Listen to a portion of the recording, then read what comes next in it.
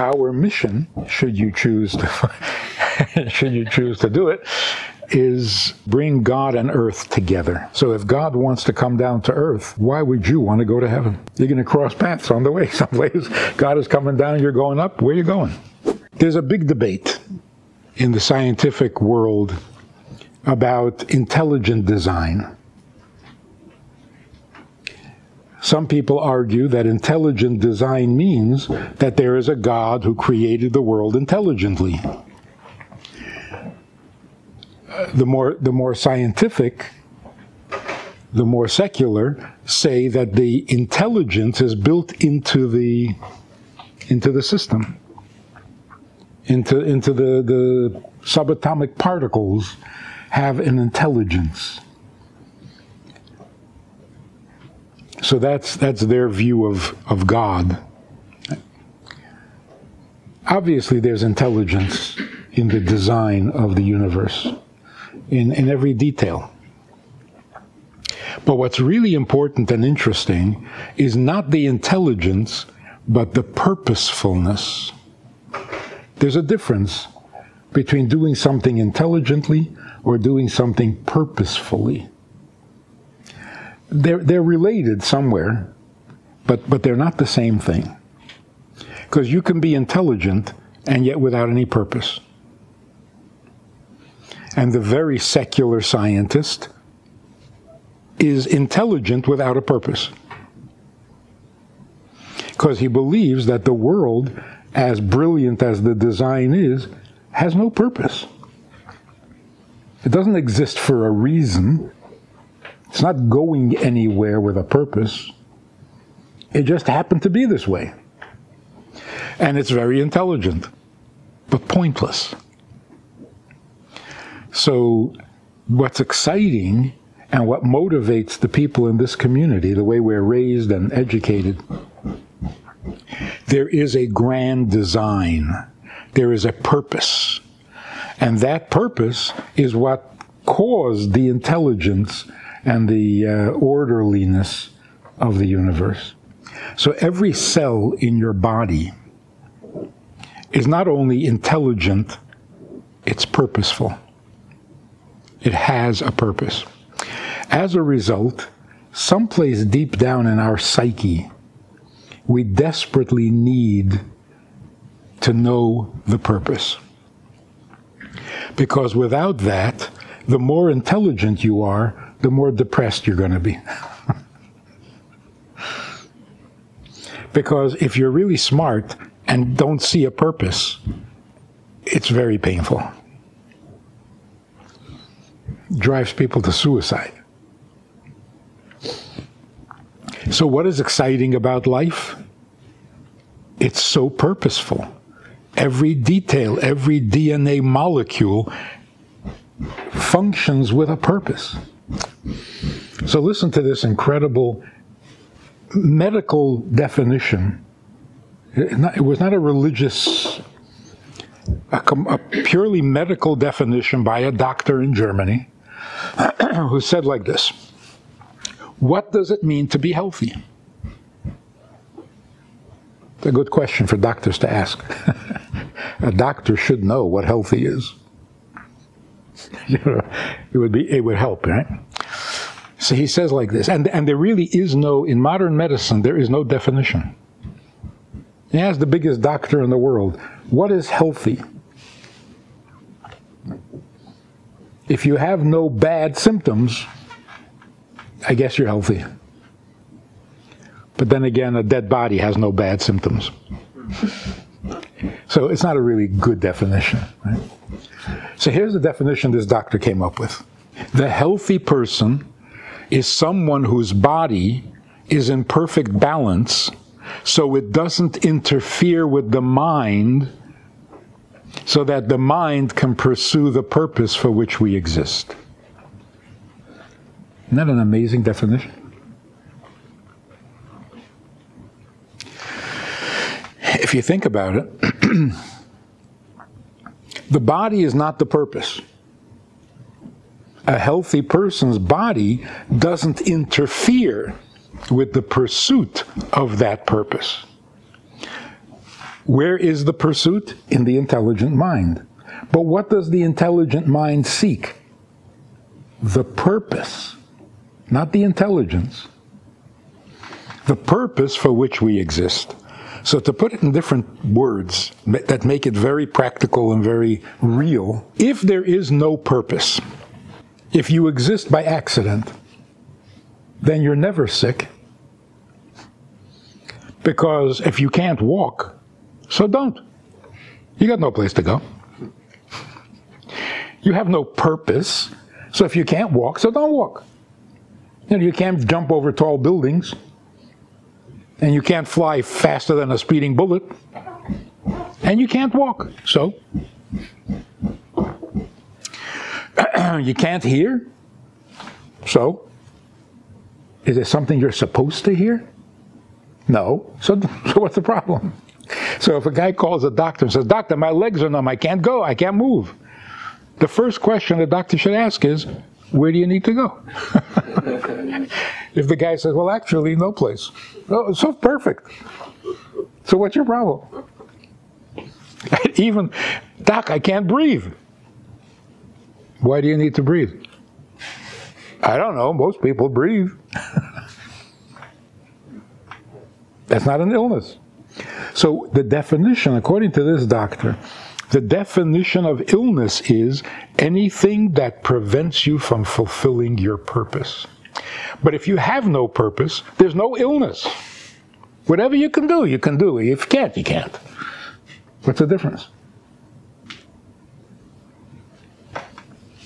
So, there are people who are very devoted to their health. They jog and they take vitamins and they do all sorts of stuff so that they'll live a year or two longer. Why? Why? So it's brilliant, it's intelligent, they understand the way the body works and the aging process, and eventually we're going to live to 200. But why? You ask the average person today, how would you like to live to be 200 years old? No thanks. What for? And that's very sad. This community is raised and weaned on the idea, you're here for a purpose. Figure it out and do it. And that is what makes the average citizen here excited. They wake up in the morning with a purpose. You do what you do with a purpose. You know you're going somewhere. You're changing the world. You're fulfilling your purpose. One more thought. What does it mean to have a purpose? Everybody, what's the purpose of life? Why are we here? Why do you think there's a purpose? You're here, make the best of it. Purpose means you came into existence for a reason. It's not like you can sit here and say, you know what, I think I'll become a doctor. That'll be my purpose. You can't make up a purpose. You can't build a car and then decide what its purpose is. The purpose comes first. And according to the purpose, you design the machine. So if you want a machine that will transport you, you build a car. If you want a machine that will take your picture, you build a camera. But you don't build a machine and then ask what it's for. So God designed the world according to the purpose. So whatever we have, whatever talents we have, whatever nature we have, it's because those things are necessary for the purpose. And whatever is not necessary for our purpose, we don't have. So for example, person is, God forbid, paralyzed, quadriplegic, can't use his arms, can't use his legs. That means that he can achieve his purpose without mobility and without the use of his arms. Most people need legs and arms in order to fulfill their purpose. Some people don't, and they're fulfilling their purpose. Which explains how those people can be so excited about life. And they are. sometimes more excited about life than those who are athletic, because they see a purpose. So every cell in our body is looking, hungering for its purpose. So if you have intelligence, there's a purpose. You have emotions for a purpose, not for yourself. And that's the beauty of the whole thing. There are people who are worth $100 billion. $100 billion. They have no doubt that that money is not for them. Because how could a person ever spend $100 billion? On what? So they know, it's very clear, it's my money, but it can't be for me. It's too much. The same is true with everything. Everything is for a purpose, never just to be. So you have love. What is it, to love yourself? That's backwards. You have love to use for a purpose. You have intelligence. What, it's all for yourself? No. It's for the purpose. So we wake up every morning and ask, what do I have? What talents, what gifts, what abilities, what opportunities do I have that will help fulfill the purpose? And the purpose is not me. I have a purpose. I am not the purpose. And what is the purpose? To bring God down to earth. Not to get to heaven. Not to become holy, the holiest, the highest, the greatest, the saintliest, or the smartest, or the richest. The purpose is not me. My purpose is to bring God down to earth. Because that's the only thing that's missing. God is God, earth is earth. They're too far apart. Our mission, should you choose to do it, is to bring God and earth together. So if God wants to come down to earth, why would you want to go to heaven? You're going to cross paths on the way someplace. God is coming down, you're going up. Where are you going? If you enjoyed this conversation or this topic, and you're looking for more information, or you want to hear it again from another angle, there is a way to do that. And that is in this book. It's all there. Order it from Amazon. You can read it, reread it, and share it. We have a Sunday night program for VIPs that you might be interested in. It's informal. It's questions and answers. It's conversation.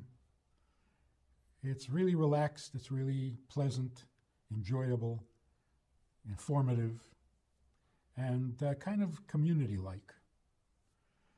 It's a Sunday night program. There's a Wednesday morning program for the VIPs, and there's a Wednesday night program. All of it just conversation, casual, laid back, unscripted. So join us. Take a look. Click the link below and see which of the three suits you best, and join us for some enjoyable conversation.